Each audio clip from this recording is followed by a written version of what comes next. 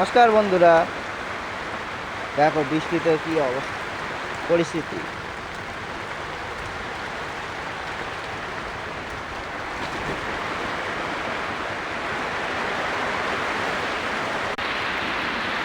বৃষ্টিতে পুরো একদম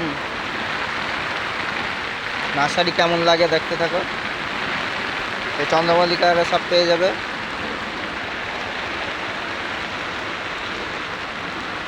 এসব কাটিং গাছ বসানো হয়েছে।